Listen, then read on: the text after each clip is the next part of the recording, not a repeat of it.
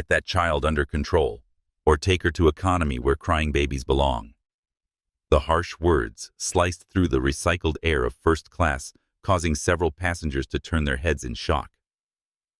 Dolores Ramirez, a silver-haired woman in her 70s, glared at William Barrett as his daughter's wails intensified. William Barrett II, CEO of Barrett Innovations and self-made billionaire, felt every pair of eyes on the plane boring into his back as his 6-month-old daughter Emma's face contorted into an impossible shade of crimson. 3 hours into the transatlantic flight, and the baby hadn't stopped screaming since takeoff. Sir Stephanie Winters approached her practiced flight attendant smile, completely evaporated. We've had numerous complaints. If you can't quiet your child immediately, we'll need to move you to a more appropriate section of the aircraft. The implication was clear. Crying babies belonged in economy, not among the elite passengers of first class. The luxury cabin, with its wide leather seats, attentive service, and premium amenities, had transformed into a pressure cooker of tension and barely concealed hostility. "I've tried everything," William whispered hoarsely, bouncing Emma mechanically. "Bottles, toys, walking." His voice cracked with exhaustion. Richard Palmer, a businessman in a neighboring seat, slammed his laptop shut, jamming noise-canceling headphones over his ears with a dramatic flourish. "Some of us paid $8,000 for this seat to work in peace, not endure this torture. Perhaps your nanny should have made the trip instead of you." "First class has standards," Dolores added loudly.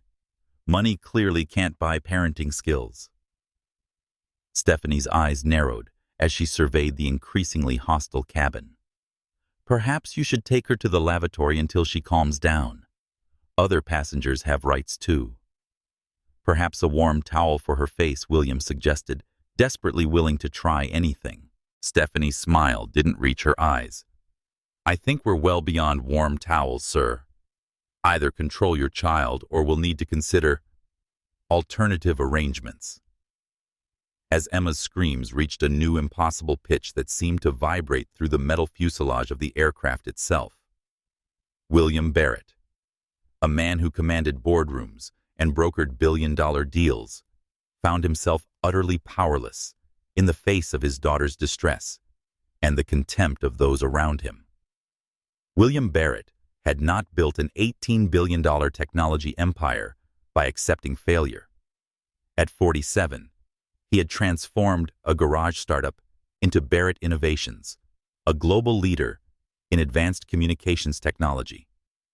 His journey from middle-class suburban Chicago to the pinnacle of American business success was the stuff of corporate legend, a testament to vision, relentless work ethic, and calculated risk-taking. The man had faced down hostile takeover attempts, navigated financial crises, and outmaneuvered competitors twice his size. Yet here he sat, utterly defeated by 6 pounds of his own DNA. His penthouse overlooking Lake Michigan stood as a monument to his success. 10,000 square feet of pristine luxury with floor-to-ceiling windows that transformed Chicago's skyline into personal artwork.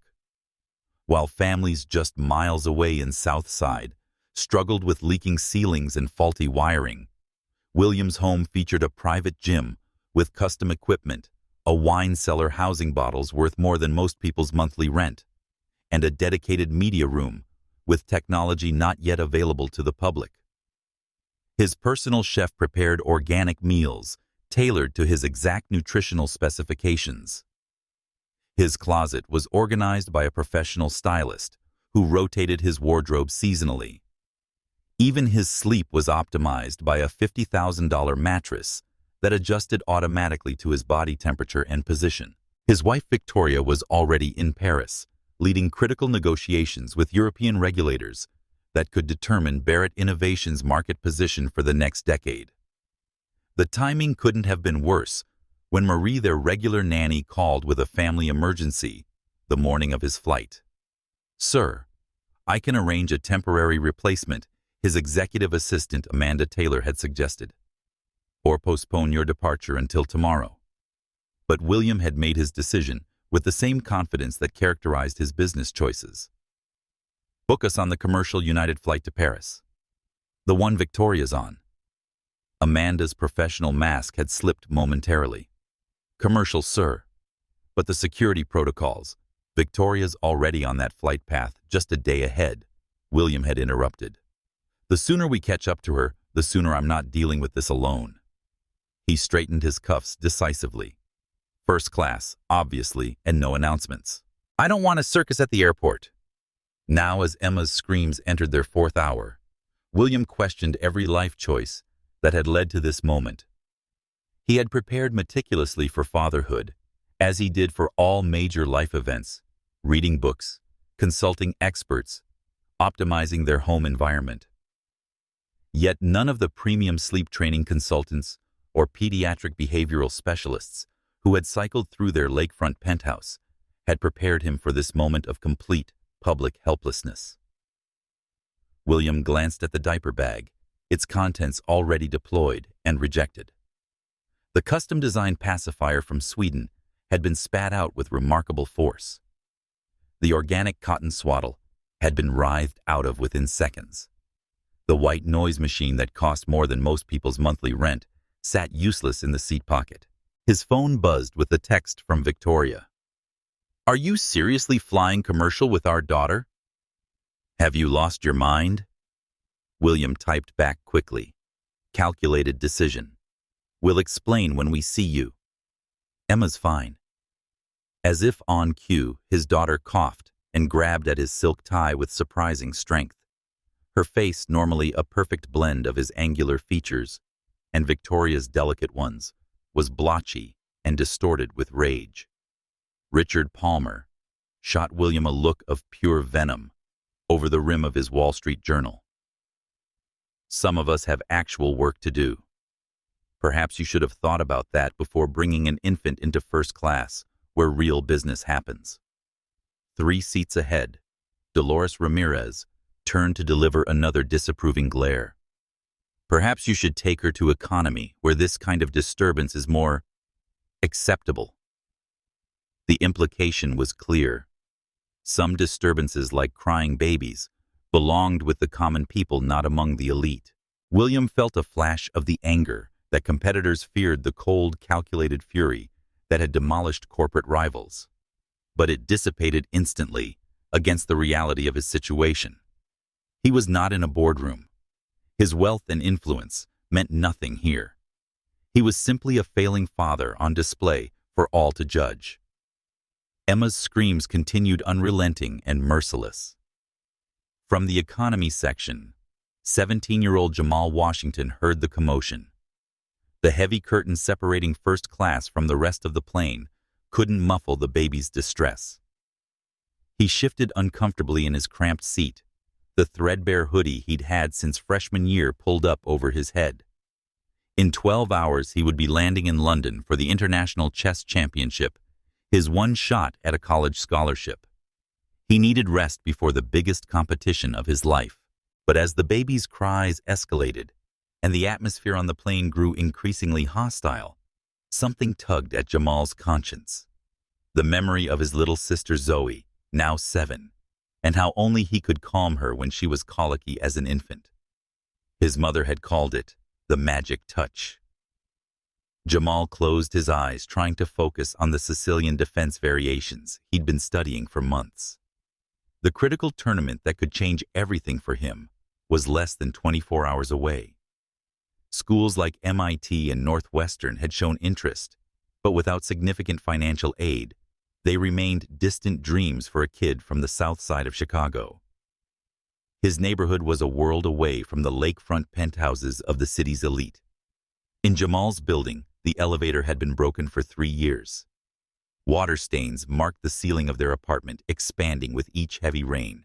His mother kept a collection of buckets ready, their positions marked with tape on the floor, a rain choreography they had perfected over years.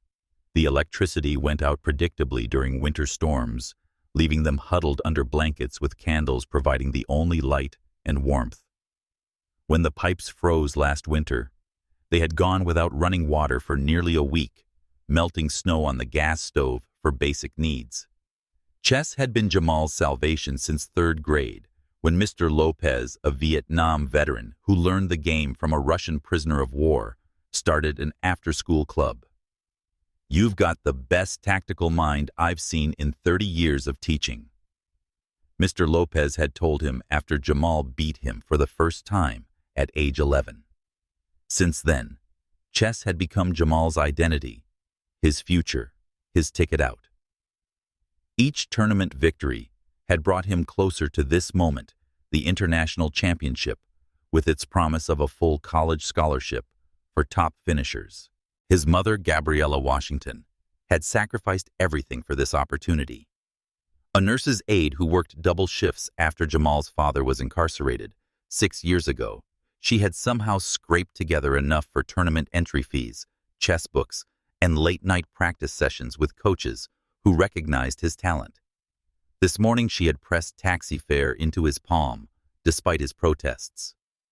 "No son of mine is taking public transit to the airport for an international flight," she had insisted. Her eyes tired from an overnight shift, but bright with pride, had held his. "Text me when you land. London is 6 hours ahead, so don't call in the middle of the night."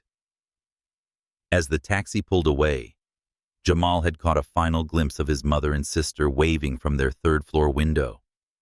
The familiar tightness had gripped his chest, the weight of their expectations, their sacrifices, their love. He couldn't afford to fail. Now, as the baby's cries pierced through his earbuds playing classical music, his pre-tournament ritual to calm his mind, Jamal felt the familiar weight of responsibility pressing down. He had managed to secure one of the few economy seats with slightly more legroom, and even that had been a splurge. The flight attendant had raised an eyebrow when he requested a cup of hot water for the ramen noodles he'd packed, her expression suggesting that someone like him should be grateful for the complimentary beverage service. It was a look he knew well. The same look security guards gave him when he browsed electronics stores. The same double-take teachers gave when he transferred into advanced placement classes. The same surprised chess opponents tried to hide when he demolished their defenses. The baby's cries reached a fever pitch, and Jamal's resolve broke. Before he could second-guess himself, he unbuckled his seatbelt and stood up, his lanky frame unfolding in the cramped aisle. The flight attendant moving through economy with the beverage cart gave him a sharp look. "Sir, please remain seated. We're experiencing light turbulence." "That baby's been crying for hours," Jamal said, his voice quiet but firm. "I think I might be able to help." The flight attendant's eyes narrowed with suspicion. "First class is off limits, unless you're a ticketed passenger for that section." Jamal felt the familiar weight of prejudgment settle on his shoulders as she took in his worn jeans, his public school hoodie, the color of his skin. He'd encountered this look countless times before. "I understand," he said, his voice steady, despite the blood rushing in his ears.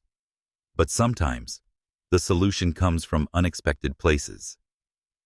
6 hours earlier, Jamal Johnson had stood in front of the bathroom mirror in his family's small apartment, straightening the collar of his one good shirt.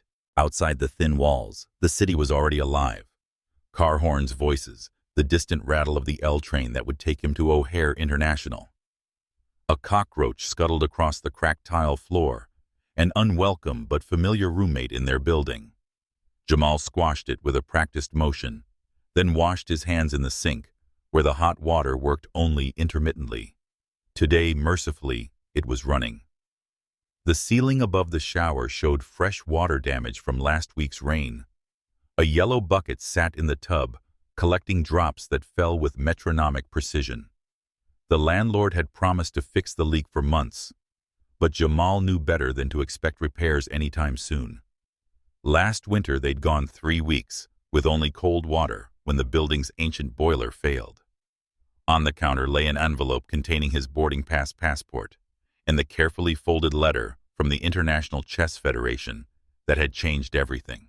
"You got this," he whispered to his reflection, repeating Mr. Lopez's mantra. His fingers, long and deft from years of moving chess pieces, trembled slightly. Behind him, the bathroom door creaked open, and his mother's face appeared. Her night shift exhaustion temporarily eclipsed by pride. "My champion, Gabriella Washington," said her voice thick with emotion. "London won't know what hit them." Jamal grinned, though anxiety coiled in his stomach like a spring. "It's just the qualifying rounds, Mom. Don't start planning the victory parade yet." She hummed, unconvinced, smoothing an invisible wrinkle from his shoulder. The same way it was just the state championship and just the nationals. She cupped his face in her hands, her eyes serious now. "Listen to me. You belong there. No matter what anyone says or how they look at you, you earned this." From the small living room, 7-year-old Zoe's voice rang out. "Jamal, your chess stuff is ready." His little sister had laid out his travel chess set notebook and lucky pencil on the coffee table with ceremonial precision. 20 minutes later, Gabriella pressed taxi fare into his palm despite his protests. "No son of mine is taking public transit to the airport for an international flight," she insisted. "Text me when you land. You hear London is 6 hours ahead, so don't call in the middle of the night." As the taxi pulled away, Jamal caught a final glimpse of his mother and sister waving from their third-floor window. The familiar tightness gripped his chest, the weight of their expectations, their sacrifices, their love. He couldn't afford to fail. Across town in a penthouse overlooking Lake Michigan, William Barrett's morning was unfolding very differently. The panoramic windows of his home office framed the city like a living painting as he concluded a video call with his Tokyo team. Behind him, a personal chef prepared a breakfast of organic steel-cut oats and fresh berries in the gleaming kitchen. The private gym adjacent to the master suite still held the warmth of his morning workout with his personal trainer. In the guest wing, a maid was silently changing linens on beds that rarely saw use. "The acquisition goes through today." "Understood. I don't care what time zone they're in." He ended the call with an impatient tap and swiveled his chair to face his assistant Amanda, who stood with military precision tablet in hand. "Your itinerary is updated, sir. The jet is fueled and waiting at the private terminal. Mrs. Barrett's assistant confirmed she'll meet you at the hotel in Paris tomorrow evening." William nodded absently, his attention already shifting to the next item on his mental checklist. At 47, he'd built Barrett Innovations from a small tech startup in his garage to a global conglomerate. Time was his most precious commodity, each minute meticulously allocated for maximum efficiency. "What about Emma?" he asked, glancing at his watch. His daughter would normally be with the nanny at this hour, but Marie had called in sick, some family emergency he hadn't bothered to inquire about. Amanda's perfect composure slipped momentarily. "Sir, we've been unable to secure a replacement nanny on such short notice. The agency says no agency personnel on the private jet." William finished pinching the bridge of his nose. It was a security protocol he himself had instituted after a tabloid incident years ago. "What about Victoria's mother? Mrs. Kingston is still in the Maldives, sir. Unreachable until next week." William suppressed a flare of irritation. His mother-in-law's perpetual vacationing was a source of ongoing tension between him and Victoria. "So you're telling me I need to fly with Emma alone?" "Yes, sir. But I've taken the liberty of packing all her essentials and favorite toys, and the flight attendants on the jet are all—" "We're not taking the jet." William interrupted, a decision crystallizing in his mind. "Book us on the commercial United flight to Paris, the one Victoria's on."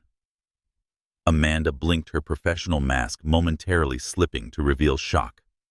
"Commercial, sir, but security protocols. Victoria's already on that flight path just a day ahead. The sooner we catch up to her, the sooner I'm not dealing with this alone." He straightened his cuffs decisively. "First class, obviously, and no announcements. I don't want a circus at the airport." 90 minutes later, William sat in United's first-class lounge, uncomfortably aware of the stares from fellow travelers who recognized him despite his attempt at a low-key appearance. Emma squirmed on his lap, fascinated by the platinum credit card he'd given her to play with. His phone buzzed with a text from Victoria. "Are you seriously flying commercial with our daughter? Have you lost your mind?" He typed back quickly. "Calculated decision. We'll explain when we see you. Emma's fine." As if on cue, his daughter cooed and grabbed at his tie with surprising strength. William felt a flicker of the unfamiliar pride that occasionally caught him off guard since becoming a father late in life. At 47, with an empire to run, a child hadn't been in his plans. But Victoria had wanted a family, and William had learned long ago that his wife usually got what she wanted. He bounced Emma gently on his knee, studying her features.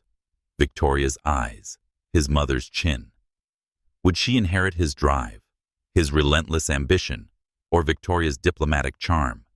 He rarely had time for such reflections in the whirlwind of his daily schedule. Mr. Barrett, a lounge attendant, approached with a practiced smile.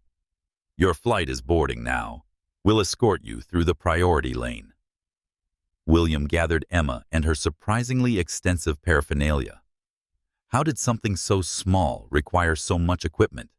The diaper bag alone weighed more than his laptop case. As the first-class passengers were welcomed aboard, William felt a moment of misgiving. He hadn't flown commercial in nearly a decade. The flight attendant's recognition was immediate, her eyes widening slightly before her training reasserted itself. "Welcome aboard, Mr. Barrett. May I help you with anything before takeoff?" "We're fine," he said curtly, settling into the wide seat with Emma on his lap. He declined champagne, arranged the baby's blanket, and answered 3 urgent emails one-handed before the announcement to switch off electronic devices. As the plane filled, William remained absorbed in Emma, oblivious to the boarding economy passengers shuffling past the first-class cabin toward their seats. Among them was Jamal Washington, who paused briefly at the sight of the famous tech billionaire cuddling an infant. The contrast between the man's austere public image and this tender moment with his child was jarring. A flight attendant cleared her throat pointedly, and Jamal continued down the aisle to his seat in economy, stowing his small backpack carefully. The International Chess Championship had covered his flight, but just barely. His seat was in the last row beside the restrooms, with minimal legroom for his lanky frame. As he settled in, Jamal removed his travel chess set from his pocket, a magnetic miniature board his coach had given him for his 15th birthday. He set up the pieces with practiced precision, preparing to review the opening strategies he'd been studying for months. 45 minutes into the flight, as the seatbelt sign switched off and the first round of drinks was being served, Emma Barrett began to fuss. At first, it was just whimpering barely noticeable above the ambient noise of the cabin. William jiggled her gently, offering a pacifier that she promptly spat out. The whimpering escalated to crying, then full-throated screaming that seemed impossible from something so small. William's expression shifted from mild concern to barely concealed panic as he rifled through the diaper bag, producing toys, bottles, and blankets in rapid succession. Nothing helped. By the 1-hour mark, passengers in first class were exchanging irritated glances. By hour 2, several had complained to the flight attendants. By hour 3, William Barrett, a man who commanded boardrooms and brokered billion-dollar deals, was completely undone by his inconsolable daughter. Back in economy, Jamal tried to focus on his chess strategies, but the baby's cries penetrated even his noise-canceling earbuds. He noticed the increasing tension among passengers, the flight attendants' strained expressions as they hurried up and down the aisles. No one seemed to have a solution. He knew that feeling, the desperate exhaustion of a caregiver with a colicky baby. He had lived through it with Zoe, those endless nights when his mother would come home from her shift, only to face hours of walking, bouncing, and soothing her inconsolable infant daughter. Jamal had developed his techniques out of necessity, learning through trial and error what worked when nothing else would.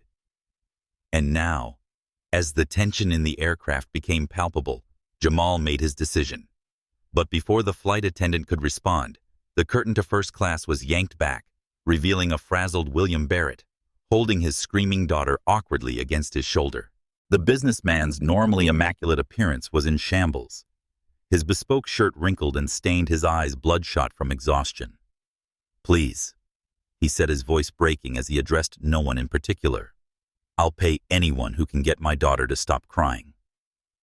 The moment stretched like taffy, passengers averting their eyes from the powerful man's vulnerability, except for Jamal, who stepped forward, hands slightly raised. "Sir," he said quietly, "I might be able to help your daughter." Stephanie Winters, the first-class flight attendant, materialized beside William, her expression hardening as she took in Jamal's appearance. "Excuse me, this section is reserved for first-class passengers only. People like you need to stay in your designated area." The words, "people like you," hung in the air, loaded with implication that wasn't lost on anyone within earshot. Several passengers shifted uncomfortably at the naked prejudice in her tone. Jamal maintained his calm demeanor, though he felt the familiar knot of tension form in his stomach, the one that appeared whenever he encountered this particular brand of scrutiny. "I understand that," he replied evenly. "I heard the gentleman's request for help." Stephanie's eyes flicked from Jamal's worn sneakers to his public school hoodie, lingering just long enough on his face to make her assessment clear. "We have trained staff to handle these situations. I doubt someone from your background has anything to offer. Please return to your seat." From the galley, Michael Rivera, the head flight attendant, stepped forward, assessing the situation with narrowed eyes. "What's happening here, Stephanie?" "This passenger from economy is trying to access the first-class cabin." She explained, her tone suggesting a security breach rather than an offer of assistance. Michael glanced at William, who was still desperately trying to soothe Emma, then back at Jamal. "Sir, I'm going to have to ask you to return to your seat. If you have concerns, you can address them with the economy cabin crew." Jamal felt every eye in the vicinity on him, some curious, some suspicious, some openly hostile. It was a feeling he knew all too well, the chess tournaments where organizers asked to see his ID twice, the advanced placement classes where teachers expressed surprise at his test scores, the department stores where security guards followed him through the aisles. From her seat in first class, Sandra Turner, a marketing executive in her 50s, leaned forward. "Should we really let him handle a baby? We don't know anything about him. For all we know, he could be trying to get close to Mr. Barrett's child for some ulterior motive." Diego Martinez, an off-duty security officer traveling in premium economy, had moved closer to the dividing curtain, his hand instinctively resting near his hip, where a badge would normally be displayed. "I think we should call for additional security," Sandra continued, her voice carrying. "It's suspicious that he's so eager to get into first class." Eleanor Wilson, an older woman seated near the window, suddenly spoke up.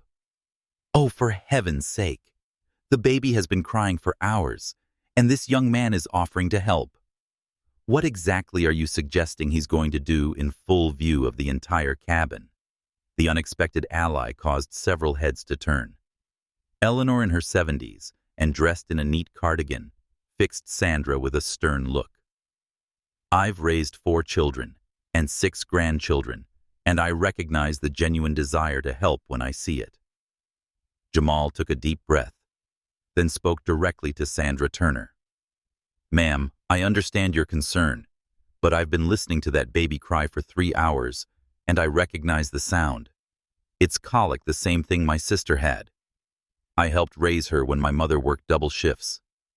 He kept his voice level but firm. "Your suspicion says more about your assumptions than it does about my intentions." A murmur rippled through the cabin at his directness. Sandra's face flushed, but before she could respond, William cut in. At this point, he said, his voice ragged with exhaustion, "I'd try anything. Let him help, please." Jamal remained still, his posture neither confrontational nor submissive. He had learned young that in certain situations any movement could be misinterpreted. "The baby has been crying for hours," he said, his voice calm and measured. I helped raise my sister from infancy. I know some techniques that might help. William looked up, desperation warring with the same unconscious bias that had infected the cabin. For a brief moment, something ugly flickered across his face.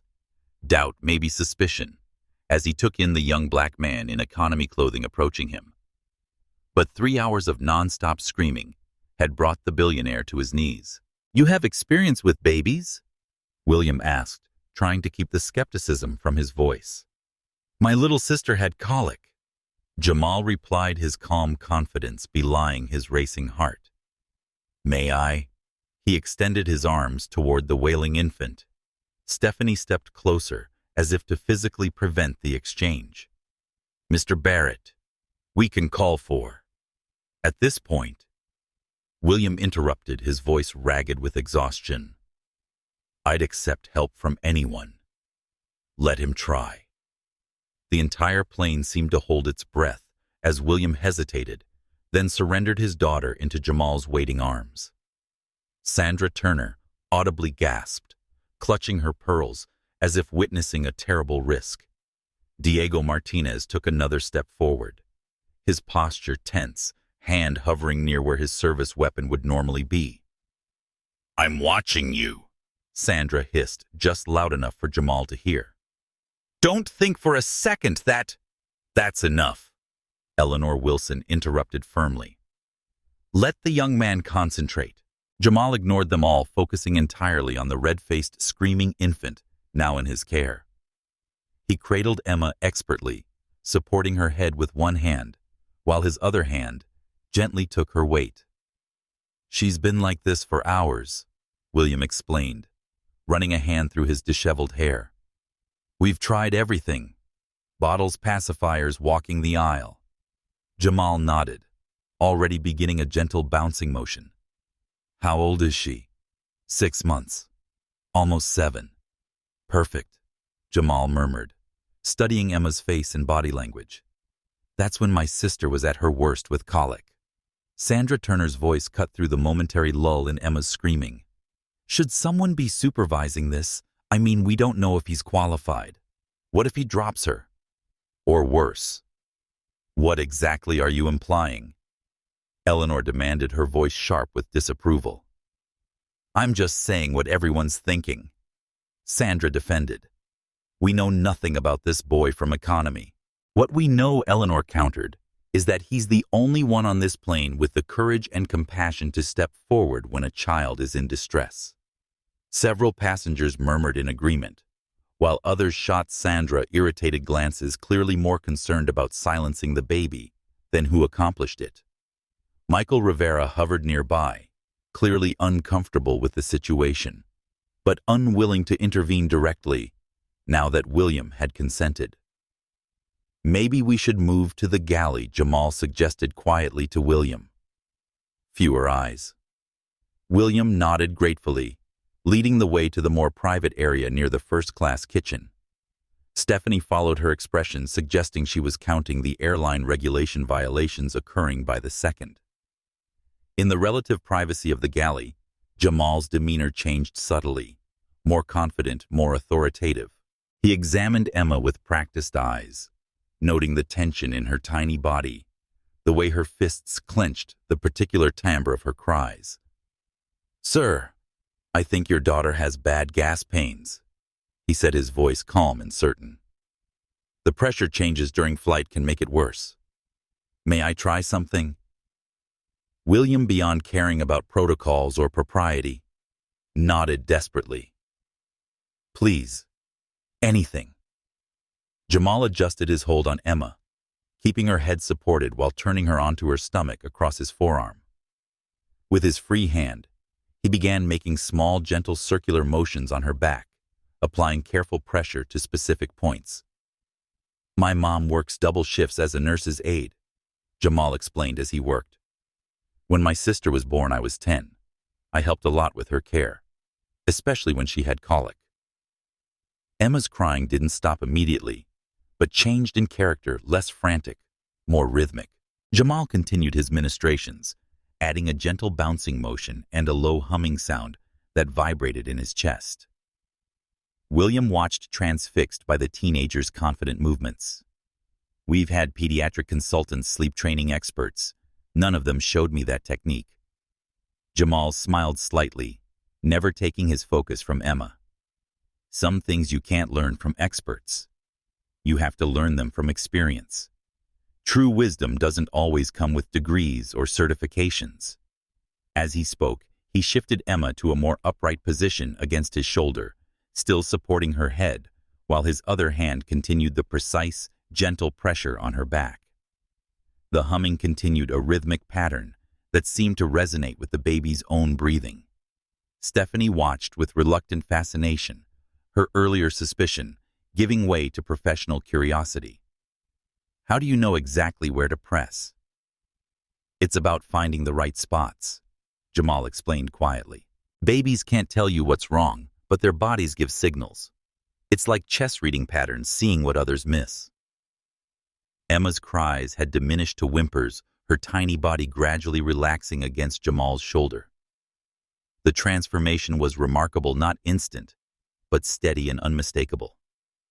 William's expression shifted from desperate hope to amazement. "It's working," he whispered, as if speaking too loudly might break the spell. Diego Martinez, who had been watching from a respectful distance, relaxed his posture. Sandra Turner peered into the galley with undisguised curiosity, her earlier hostility temporarily forgotten in the face of the miracle unfolding before her. "Almost there," Jamal murmured, adjusting Emma slightly and applying gentle pressure to a spot between her shoulder blades. "She needs to release the trapped air."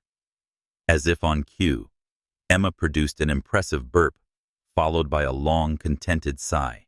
Her rigid posture melted, her fists unclenched, and her eyelids began to droop.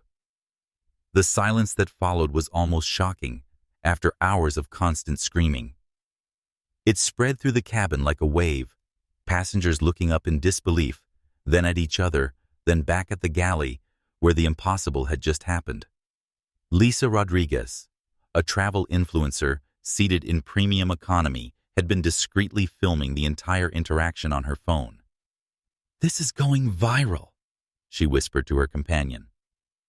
Black teen from economy class fixes crying baby when first-class passengers and crew tried to turn him away. The entire first-class cabin seemed to exhale collectively as the blessed silence settled over them. Passengers who had been shooting daggers at William now stared in disbelief at the young man from economy who had accomplished the impossible. "How did you—" William began, his voice hushed with amazement. Jamal carefully transferred the now drowsy Emma back to her father's arms.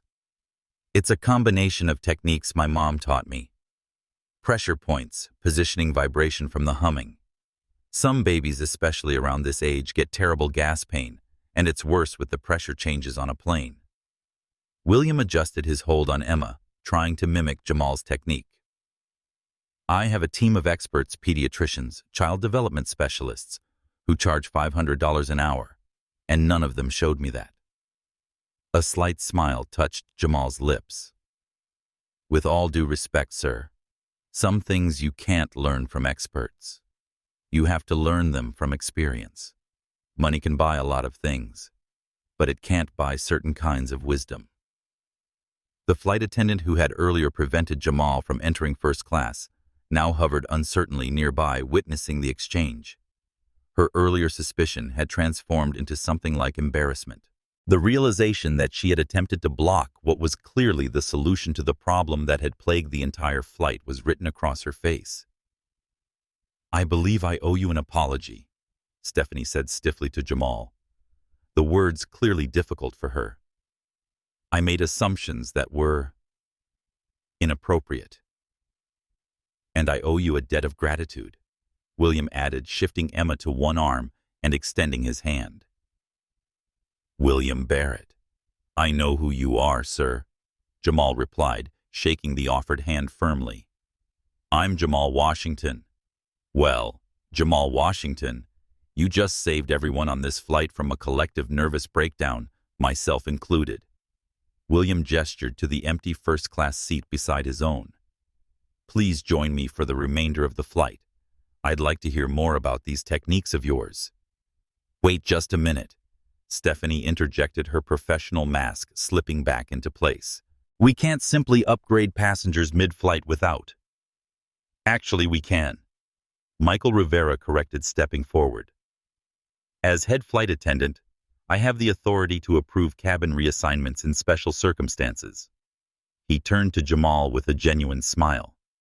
And I believe this qualifies as a special circumstance. Sandra Turner, however, wasn't finished. This sets a terrible precedent, she complained loudly. Next thing you know, everyone from economy will be claiming they can help with something just to get upgraded. Eleanor Wilson fixed her with a stern look. The precedent it sets, my dear, is that skill and compassion should be valued regardless of which cabin you're seated in or the color of your skin.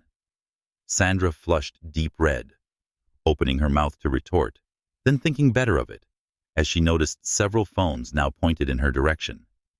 My bag. Jamal began glancing back toward economy. I'll have it brought up, William said, nodding to Michael, who hurried to comply. As Jamal settled into the leather seat, wider than any chair in his apartment, the contrast between his morning and present circumstance wasn't lost on him. Just hours ago, his mother had scraped together taxi fare to send him off in style. Now, he was sitting in first class beside one of the wealthiest men in America. From 2 rows behind, Lisa Rodriguez, a travel influencer with over 2 million followers, continued filming discreetly. She had captured the entire interaction, William's desperate plea, Stephanie's attempt to block Jamal, Sandra's suspicious commentary, Eleanor's defense, and the miraculous transformation of the screaming baby into a peaceful infant.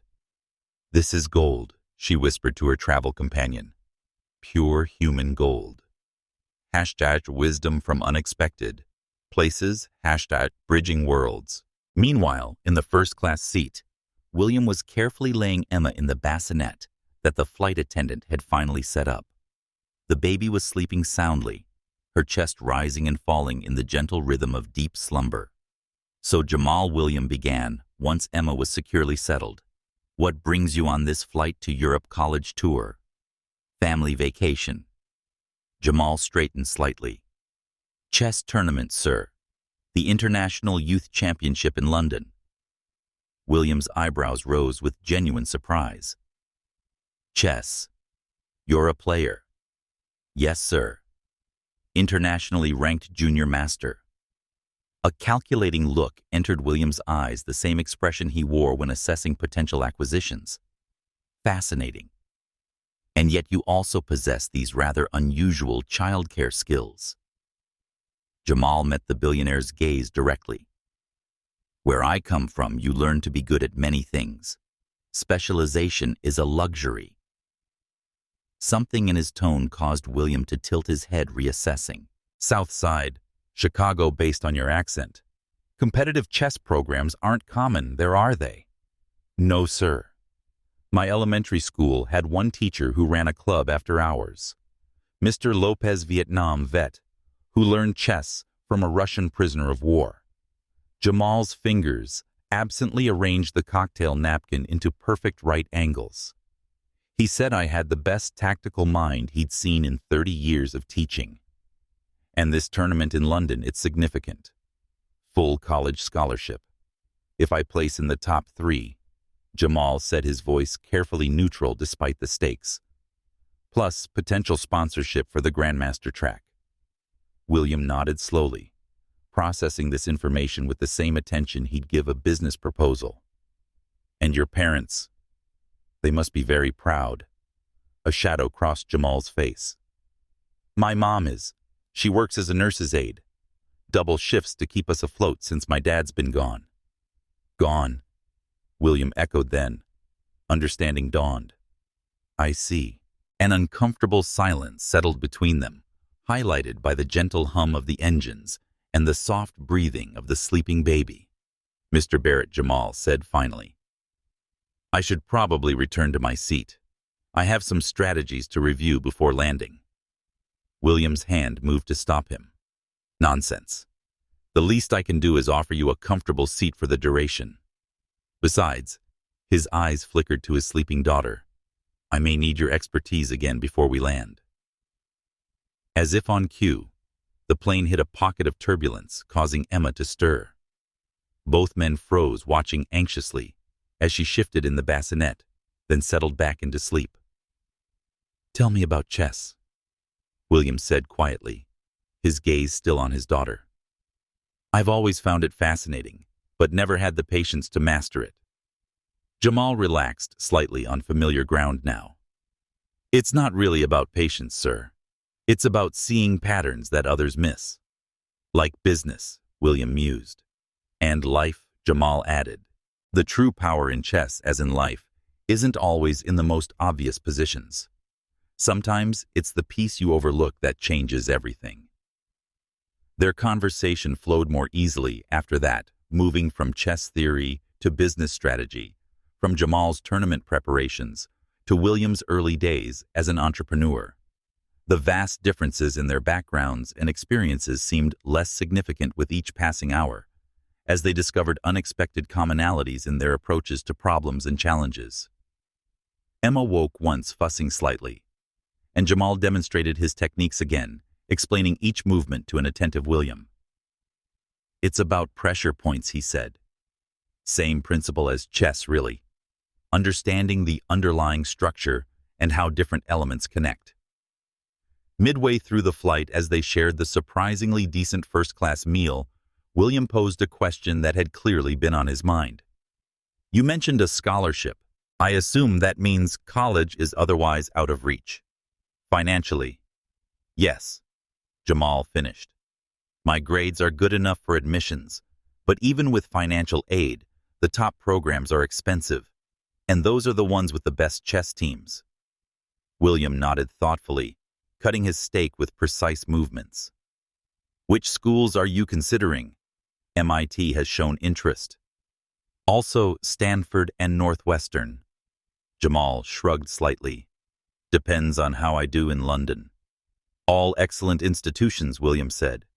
I dropped out of MIT my sophomore year to start my first company. A hint of wistfulness crept into his voice. Sometimes I wonder how things might have been different if I'd stayed. Would you have built Barrett Innovations? Perhaps not. At least, not in the same way. William took a sip of his wine. But there's value in completing what you start and having a foundation before you build. As the flight progressed, other passengers occasionally glanced their way, curious about the unlikely pair engaged in such intense conversation. Lisa Rodriguez continued to discreetly film snippets for her social media platforms, already composing hashtags in her mind. Bridging worlds, #wisdom from unexpected places, #beyond bias. Her first video clip showing Stephanie trying to block Jamal and Sandra's suspicious comments, followed by Jamal's successful calming of the baby, had already been uploaded during a bathroom break. The airplane's Wi-Fi was slow, but the video had begun its journey into the digital ecosystem, where it would soon find a life of its own. Stephanie, the same flight attendant who had earlier blocked Jamal's path, now served him with deferential attention, her manner completely transformed. The contrast was not lost on the other passengers, several of whom exchanged knowing glances. 4 hours into their conversation, as the plane began its initial descent over the Atlantic, William asked about Jamal's chess set. Jamal produced the magnetic travel board from his pocket, setting it up on the tray table between them. Care for a game, he offered. Fair warning. I won't throw the match even for a first-class upgrade. William laughed, a genuine sound rarely heard in his boardrooms. I wouldn't expect you to, and I wouldn't learn anything if you did. They played quickly, William displaying more skill than he'd initially suggested. Though Jamal identified weaknesses in his strategy within the first few moves, rather than exploiting them immediately, he used the game as a teaching opportunity, explaining principles and tactics as they emerged on the board. You're not playing to win, William observed after 20 minutes. I'm playing to teach, Jamal corrected. Different objective, different strategy. William studied him with renewed interest. Most people in your position would take the opportunity to beat a billionaire at chess. Ego boost. Jamal captured William's bishop with a precise move. My coach says playing to your opponent's level teaches you nothing. Neither does crushing someone with less experience. He gestured to the board. This way, we both learned something. The game concluded with William's inevitable defeat, though more gracefully than it might have been. As they reset the pieces, Emma began to stir again in her bassinet. Perfect timing, William said, lifting his daughter carefully. We'll be landing soon. Jamal watched as the billionaire attempted to apply the soothing techniques he'd demonstrated earlier. William's movements were awkward but earnest, his focus complete, as he tried to prevent another crying episode. Firm but gentle, Jamal coached quietly. Babies can sense tension. If you're anxious, she'll pick up on it. William adjusted his approach, and Emma responded positively, gurgling contentedly in her father's arms. The look of triumph on William's face was not unlike his expression after making a particularly good move during their chess game. You're a natural teacher, Jamal, he said. Have you considered that as a career path? Jamal shook his head. Not seriously. In my neighborhood, opportunities are limited. Opportunities can be created, William countered. That's what entrepreneurs do. As the captain announced their final approach to Paris. Charles de Gaulle Airport. William shifted Emma to his shoulder and regarded Jamal thoughtfully. I have a proposition for you if you're willing to hear it. Jamal raised an eyebrow, his expression cautious. I'm listening. Your chess tournament in London concludes when Sunday afternoon, assuming I make the finals, and you're returning to Chicago after that. Jamal nodded. I'm proposing a detour, William said. My wife and I will be in Paris for a week before returning to the States. Given your evident skills with Emma, I'd like to offer you a temporary position as her caretaker during our stay, fully compensated, of course, at well above market rate. Jamal blinked, taken aback. You want to hire me as a nanny? I prefer child care consultant, William said with a hint of a smile. The position includes private accommodation at the Hotel Royal Paris, all expenses covered, and a salary that should significantly supplement your college fund, regardless of the tournament outcome. The offer hung in the air between them, unexpected and life-altering in its potential. Jamal's mind raced through calculations and considerations, the extra time away from home, the prestigious hotel, the compensation that could change his family's financial situation overnight. But beneath these practical matters ran a deeper current of recognition. William Barrett, a man who could hire anyone in the world, was offering him a position of trust with his most precious possession, his child. May I have some time to consider it? Jamal asked, his voice steady, despite his internal turmoil. And I'd need to discuss it with my mother. Of course.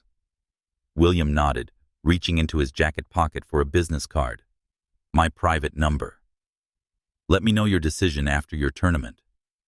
As the plane touched down in Paris, jostling slightly on the runway, William settled Emma more securely in his arms and turned to Jamal with an expression of genuine gratitude. Regardless of your decision, I want to thank you, Jamal, not just for helping with Emma, but for the conversation. It's been illuminating. Jamal nodded, understanding the unspoken layers in the billionaire's words. Sometimes the most valuable moves in chess aren't the ones that capture pieces, Mr. Barrett. They're the ones that change the structure of the entire board. As they prepared to disembark the first-class passengers gathering their belongings, William hesitated. One more thing, Jamal. Would you be willing to teach me those techniques properly before we part ways? I have a feeling I'll need them. It would be my pleasure, Jamal replied, And for the first time since boarding the plane in Chicago, he felt the weight of expectation lift from his shoulders. Whatever came next. The chess tournament. William's job offered his future beyond this unexpected encounter. He had already won something valuable: recognition, respect, the acknowledgement that wisdom comes in many forms, from many sources.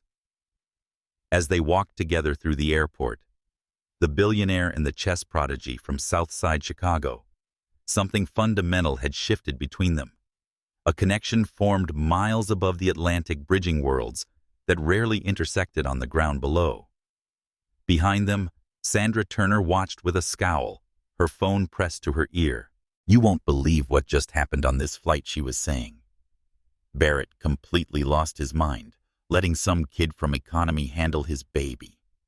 I tried to intervene, but she broke off, as she noticed Michael Rivera standing nearby, clearly listening.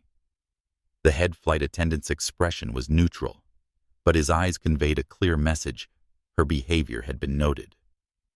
Near the baggage claim, Stephanie approached Jamal tentatively. "I want to apologize properly," she said, her voice quiet but sincere. "What I did, the way I spoke to you, it was wrong. I made assumptions based on things I need to examine in myself." Jamal studied her for a moment before nodding. "We all have blind spots. The important part is recognizing them." Still, she pressed, "I should know better. I'm supposed to serve all passengers, not just the ones in expensive seats." She handed him a business card. "If you ever need anything when you're flying United, please contact me. I'd like the chance to make it right." Meanwhile, Lisa Rodriguez was already uploading her final video compilation in the terminal. The story was perfectly framed: the desperate billionaire, the dismissive flight attendant, the suspicious first-class passenger, and the young chess player from economy who saved the day with wisdom learned from necessity rather than privilege. Just uploaded the full story, she texted her social media manager. "This is going to blow up. Wisdom from unexpected places. #class divide. #racial bias. #United Airlines." In the VIP arrivals lounge, William arranged for a car to take Jamal to the train station for his connection to London. As they said their goodbyes, William once again practiced the holding technique Jamal had shown him, now with more confidence. "Good luck in your tournament," William said, bouncing Emma gently. "I have a feeling you'll excel." "Thank you, sir," Jamal replied, shouldering his backpack. "And thank you for the opportunity to share my perspective. You've given me more than just baby-soothing techniques." William said, his voice dropping so only Jamal could hear. "You've made me see blind spots in my own thinking I didn't even realize were there." As Jamal walked toward the waiting car, he couldn't help but smile at the strange turn his journey had taken. He had boarded the plane, focused solely on chess, on the tournament that could change his future. He hadn't expected to find himself teaching a billionaire how to soothe a baby, or considering a job offer that could transform his family's financial situation overnight. His phone buzzed with a text from his mother. "Landed safely." He typed back quickly. "In France. Taking train to London now. You won't believe what happened on the flight." As he began composing a longer message, explaining the extraordinary encounter, another text appeared on his screen. This one from an unknown number. "This is William Barrett. Just wanted to wish you luck tomorrow. Emma says thanks again." Jamal stared at the message, a smile tugging at his lips. He saved the number to his contacts before replying, "Thank you, sir. Give Emma my best." After a moment's hesitation, he added, "Remember firm but gentle pressure, and breathe with her, not against her." The response came almost immediately. "Sage advice for business negotiations as well. We'll keep our fingers crossed for your success." By the time the Eurostar pulled into St. Pancras Station, London's evening lights were blinking on across the city. Jamal collected his backpack, double-checking that his chess set and tournament credentials were secure, and stepped onto the platform. The weight of tomorrow's competition settled back onto his shoulders, but it felt different now, balanced by the unexpected validation of the day's events. Meanwhile, back in Paris, William was reuniting with his wife Victoria in their hotel suite. She raised a perfectly sculpted eyebrow at the sight of her husband, confidently soothing their daughter. "When did you become the baby whisperer?" she asked, clearly impressed by the transformation from the panicked father who had texted her from the plane hours earlier. William smiled, thinking of the unlikely teacher who had changed more than just his approach to parenting. "Let's just say I received some valuable instruction from an unexpected source." As Victoria took Emma from his arms, William pulled out his phone to show her the video he'd asked the flight attendant to take Jamal, demonstrating the soothing techniques, step by step. "I'm thinking of offering him a position while we're in Paris, after his chess tournament in London." Victoria looked up sharply, a teenager from economy class. Based on one interaction, a chess prodigy who saw a solution when no one else could, William corrected. "Sometimes the most valuable insight comes from outside our usual circles." "A chess prodigy." Victoria echoed, her interest piqued. "International junior master," William confirmed. "Heading to the championship in London. And he's done this with no formal training, no expensive coaches, just raw talent and determination." Victoria studied her husband thoughtfully. "You seem different. Something about this encounter really affected you." William nodded slowly. "It made me realize how many invisible walls we've built around ourselves, walls that keep out not just people, but perspectives, wisdom, solutions. We surround ourselves with expensive experts who all think the same way, when sometimes the answer is sitting in economy class. If only we'd look." That night, as William and Victoria slept in their luxurious suite, Jamal prepared for his tournament in a modest London hotel room, and Emma dreamed her baby dreams. Lisa Rodriguez's video began its viral journey across the internet. By morning, it would reach 1 million views. By the following day, 5 million. By the end of the week, it would spark conversations about privilege bias and unrecognized wisdom that would ripple far beyond a single transatlantic flight. Victoria Barrett was waiting at the private terminal adjacent to Charles de Gaulle, her sleek silhouette a study in controlled impatience, as she checked her watch for the third time in 5 minutes. When the doors finally opened and William appeared with Emma, her expression morphed from irritation to confusion at the sight of the tall young man walking beside her husband. "William," she said, air kissing his cheek, while taking Emma into her arms with practiced ease. "I was expecting Marie." "Who is this?" William performed the introductions, his tone revealing an unusual level of deference as he explained the circumstances of their meeting. Victoria's perfectly sculpted eyebrows rose fractionally as she assessed Jamal, her initial skepticism gradually softening as she noticed her daughter's contentment. "You managed the entire flight without a meltdown?" she asked, bouncing Emma gently. "That's practically miraculous. Last time we flew with her, the pilot threatened to make an emergency landing." "Jamal has quite the gift," William said. "In fact, I've offered him a position during our Paris stay pending his decision after his chess tournament in London." Victoria's surprise was evident, but years in corporate and social circles had taught her to adapt quickly. Chess tournament. Jamal explained his circumstances with the same quiet confidence he'd displayed on the plane, watching as Victoria processed this unexpected development.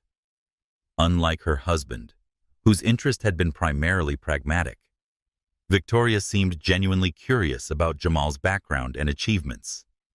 Junior international master at 17, she mused. Impressive. William barely manages to concentrate on one chess game without checking his phone. This gentle jab at her husband revealed a warmth beneath Victoria's polished exterior that made Jamal revise his initial impression of her as merely another wealthy socialite. The car is waiting, Victoria said, glancing at her watch again. Jamal, can we drop you somewhere? The hotel, perhaps? Actually, William interjected. I've arranged for Jamal to be taken to the train station. His tournament in London starts tomorrow. Jamal nodded gratefully. The Eurostar leaves in 2 hours. I should have plenty of time. Well then, Victoria said, shifting Emma to her other hip. Good luck with your tournament, and I hope we'll see you again soon. The sincerity in her voice suggested she meant it. As they prepared to part ways, William extended his hand to Jamal. The handshake was firm businessman to businessman. But there was something else in William's eyes, a recognition perhaps of something valuable discovered in an unexpected place. Remember, William said quietly, the offer stands regardless of the tournament outcome, though I suspect you'll do quite well. Jamal thanked him, shouldered his backpack, and headed toward the waiting car William had arranged. As he walked away, he heard Emma begin to fuss in her mother's arms. Here, William said behind him, let me show you something, Victoria. It's all about the pressure points. Jamal smiled to himself as he slid into the sleek town car. Whatever happened in London, something significant had already shifted in his world. A door had opened, revealing possibilities he hadn't imagined when he boarded the plane in Chicago. The Eurostar sped through the French countryside fields and villages, blurring past the windows, as Jamal reviewed his opening strategies one last time. His phone buzzed with a text from his mother. Landed safely. He typed back quickly. In France. Taking train to London now. You won't believe what happened on the flight. As he began composing a longer message, explaining the extraordinary encounter, another text appeared on his screen. This one from an unknown number. This is William Barrett. Just wanted to wish you luck tomorrow. Emma says, thanks, again. Jamal stared at the message, a smile tugging at his lips. He saved the number to his contacts before replying. Thank you, sir. Give Emma my best. After a moment's hesitation, he added, remember firm but gentle pressure, and breathe with her, not against her. The response came almost immediately. Sage advice for business negotiations as well. We'll keep our fingers crossed for your success. Meanwhile, Lisa Rodriguez's videos were exploding across social media platforms. Her initial clip had been shared by several celebrity accounts, each bringing hundreds of thousands of new viewers. Comments poured in by the thousands. This is what happens when we judge people based on appearance instead of ability. Shameful. Watch how the flight attendant tries to block him, and that nasty woman in the pearl necklace. This is what POC deal with every day. Barrett Innovations CEO. Learning from a kid from Southside Chicago is the plot twist we needed in 2025. News outlets had begun picking up the story, framing it variously as a heartwarming tale of unexpected connection or a troubling example of systemic bias in action. United Airlines' social media team was in crisis mode, monitoring mentions and crafting careful responses to the flood of commentary about Stephanie's behavior. Within 24 hours, the video had reached 10 million views and was trending globally. United Airlines' CEO had called an emergency meeting with the executive team to address the growing PR crisis. By evening, the airline had announced the suspension of all flights for a mandatory 8-hour anti-bias training session for all customer-facing staff, an unprecedented move that would cost millions, but demonstrated the seriousness with which they were taking the incident. United Airlines is committed to creating an inclusive environment for all passengers, the press release stated. The events captured on this video do not reflect our values, and we are taking immediate action to ensure that all staff understand that discrimination of any kind is unacceptable. Industry experts noted that this was the first time a major airline had ever grounded its entire fleet For such training, a testament to the power of the viral moment and the clear-cut nature of the bias displayed. By the time Jamal stepped onto the platform in London, his encounter with William Barrett was already spreading across the internet, a viral moment that would soon reach millions of viewers and spark conversations about privilege, prejudice, and unrecognized wisdom in unexpected places. 1 year after Jamal's fateful flight, the Washington and Barrett families gathered in Chicago's Lincoln Park for a special event, the inaugural tournament of the Community Chess Initiative, a program bringing strategic thinking and chess education to neighborhoods throughout the city. The park buzzed with activity as players of all ages hunched over boards beneath white tents, while volunteers distributed refreshments and spectators moved from game to game. What made this tournament unique wasn't just its location or diverse participants, but its structure integrating chess with community wisdom, creating space for multiple forms of knowledge to be recognized and valued.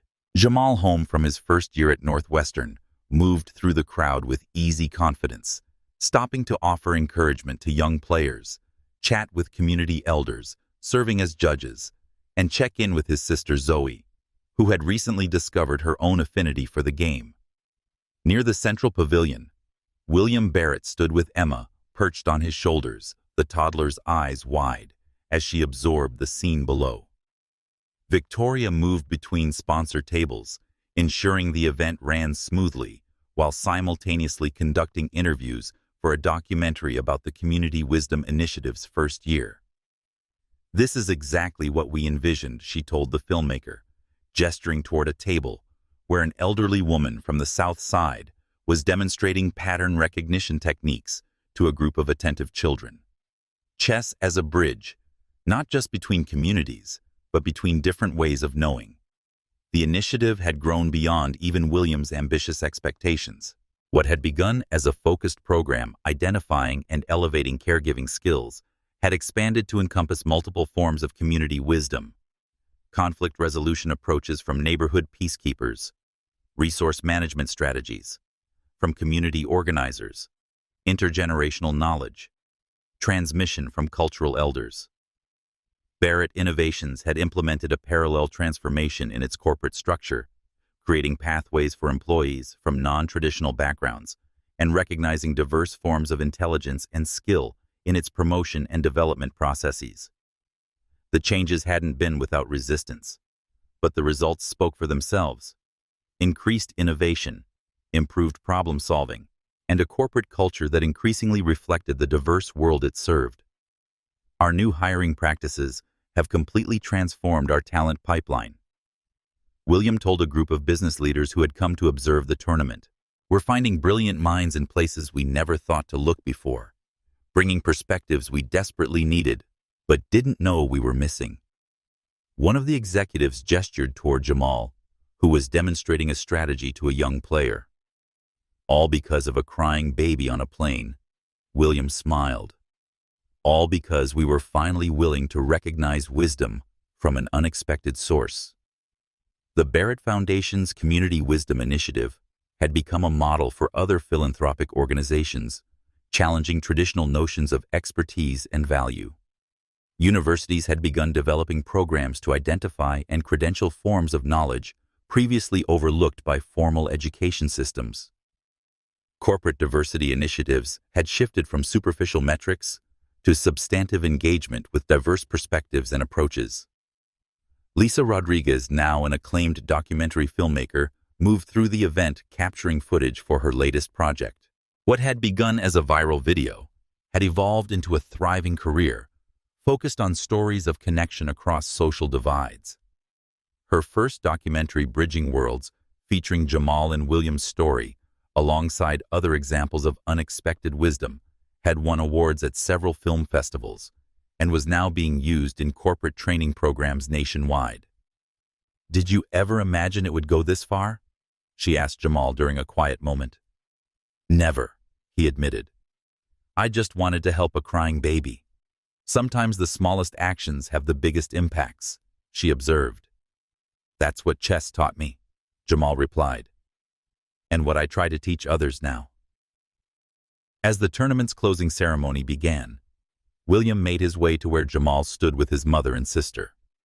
Remarkable turnout, he observed, setting Emma down to toddle toward Gabriella, who had become something of an honorary grandmother to the little girl. Beyond what we projected, Jamal agreed. Coach Lopez says we've identified at least 5 players with serious potential who might never have found their way to the game otherwise. William nodded, watching as Emma was swept up into Gabriella's arms. Victoria wants to document the methodology, see if we can replicate it in other cities. Already working on it, Jamal confirmed.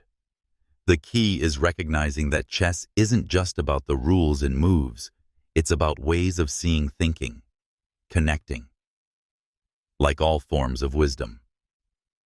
As they spoke, the documentary crew moved through the crowd, capturing footage for the film about the initiative's development. The director, a respected filmmaker known for social impact projects, had been drawn to the story of how a chance encounter at 30,000 feet had sparked a movement challenging traditional notions of knowledge and value. Mr. Washington, the director, called, approaching with camera in tow. "Could we get a few words about how this all began?" Jamal glanced at William, who nodded encouragingly. "It started with a crying baby on a plane." Jamal began, his voice steady and clear. "But it was really about something much bigger, about what happens when we recognize wisdom in unexpected places, when we build bridges instead of walls." As he spoke, Emma toddled back toward them, arms outstretched. William scooped her up, and she immediately reached for Jamal, who took her with practiced ease. The toddler settled contentedly against him, a living embodiment of the connection between families that might never have intersected but for a moment of need and a willingness to step forward. The camera captured the scene: the young chess master from Southside Chicago, the billionaire tech CEO, and the little girl whose cries had brought them together, now a tableau of what became possible when traditional barriers gave way to human connection. The next month, Jamal received an unexpected invitation to deliver a TED Talk about his experience. Initially reluctant to step into such a public spotlight, he eventually agreed after encouragement from both William and his mother. Standing on the red circular carpet under the bright lights, Jamal faced an audience of thousands, with millions more watching the live stream. No longer the nervous teenager from that transatlantic flight, he spoke with the quiet confidence that had always been his hallmark, but now amplified by a year of extraordinary experiences. "I didn't set out to change anything that day. On the plane," he told the audience. "I just wanted to help a crying baby. I knew something that might work, and I offered it. That's all." He paced slowly across the stage, his gestures minimal but precise, much like his chess moves. What happened next wasn't about me, or about William Barrett, or even about that viral video that some of you probably watched. It was about what happens when we recognize that wisdom doesn't always come packaged in the ways we expect. It was about the artificial barriers we create between different kinds of knowledge, different ways of knowing, different communities of expertise.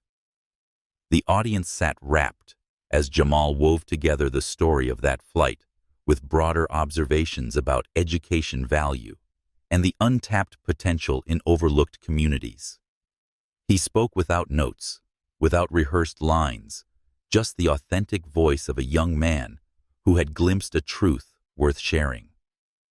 The most powerful move in chess isn't always the most obvious, he concluded. Sometimes it's the quiet repositioning that changes everything. The pawn advance that opens a pathway, the knight move that creates an unexpected connection. The same is true in life. The most transformative actions aren't always the loudest or most dramatic. Sometimes they're as simple as crossing an aisle on a plane, offering help when it's needed, recognizing wisdom in an unexpected place. The sun was setting over Chicago, casting long shadows across the park as the last tables were packed away.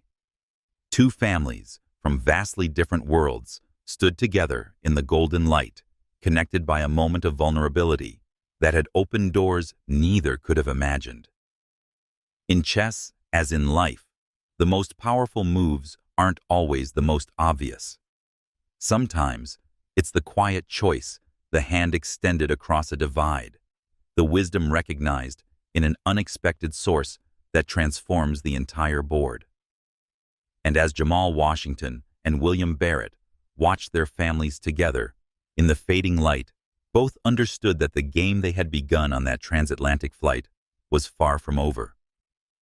It was in many ways just beginning, its ripples extending outward, changing patterns, creating connections, opening pathways for others to follow. The true legacy of their unlikely encounter wasn't measured in programs or initiatives important as those were. It lived in the recognition that wisdom flows in many directions, that value exists in unexpected places, and that sometimes the most transformative move is simply the courage to cross an aisle and offer help when it's needed most. If this story touched your heart, please hit that like button and subscribe to our channel. Share it with someone who needs to be reminded that wisdom can come from unexpected places. Drop a comment below, telling us about a time when you discovered value in an unexpected source. We read every comment and turn on notifications so you never miss our next inspiring story. Together we can build bridges instead of walls.